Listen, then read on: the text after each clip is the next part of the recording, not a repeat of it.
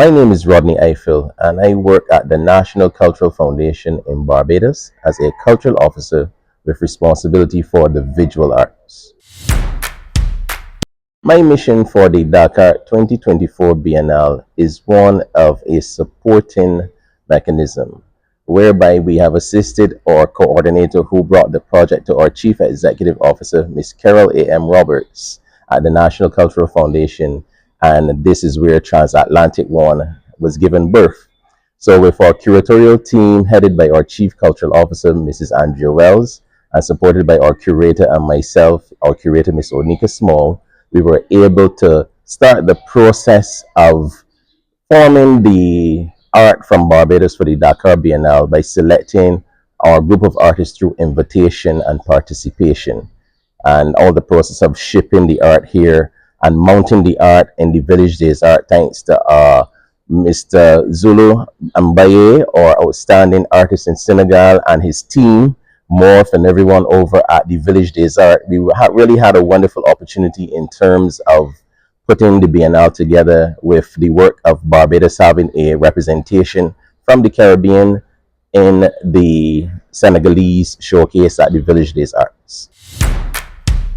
Honestly, I'm lost for words when it comes to the Dakar Biennale under the theme The Wake, because Dakar is a full tapestry of culture. Senegal is a full tapestry of culture, not only in the language, where I'm hearing Wolof and French, but when it comes to the art itself, as my colleague Nzinga would have expressed, you see it in everything, every living activity on the streets of Dakar, from persons moving around in their dress.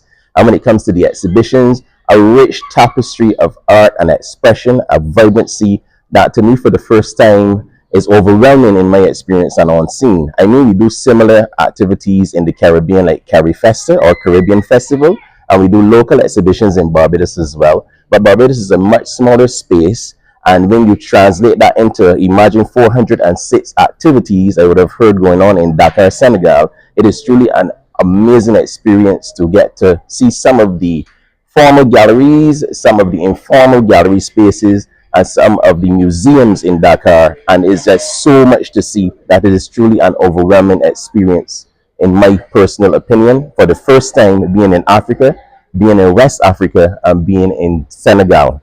I am now a Senegalese person. Senegalese culture, oh, I mean, for the first time, I don't look. I even want to come back tomorrow when I leave Senegal. It has grown on me from the first time I got here and got through the airport. As a matter of fact, from at the airport, what is amazing about the Senegalese culture is that you see art greeting you as you arrive in Senegal. You are met with outstanding art. I see murals on the walls of the airport, and that is some of the things we do back home. So I was gripped by that experience. And then moving into Dakar itself, even in the designs of the buildings, the walls, even in terms of the security of the fencing, you see some display of beauty and art in that itself.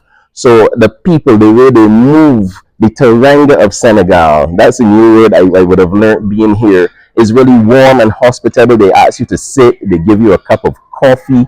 I mean, they teach you Wolof, Nagnadef. I learned those words even in the restaurant myself when I was staying here. So these are some of the overwhelming experiences that has greeted me in terms of coming here for the first time as a Barbadian citizen to the people of Senegal. Truly a wonderful, loving experience.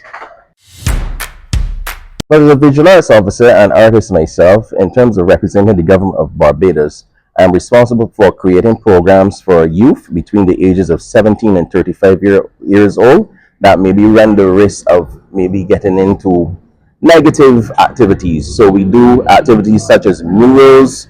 We set up exhibitions that we showcase their art, national exhibitions in the form of our National Independence Festival of Creative Arts, NIFCA, and our crop over exhibitions. Those are national exhibitions that we do where we invite artists to participate, to sell their work, and we also embellish these activities with performance arts associated with that. So not only for our visual artists, but we include our poets, we include our musicians, we include our writers, we include our dramatists into such activities at home, where we get a wholesome and complete impact and effect in terms of the arts in Barbados. As a matter of fact, there are 7 desks representing the visual arts in Barbados, and I have 6 other colleagues who are responsible for various activities at their desk. For example, there's a drama officer, a music officer, so to speak, and we represent the arm of culture in Barbados responsible for executing the physical activities of the arts.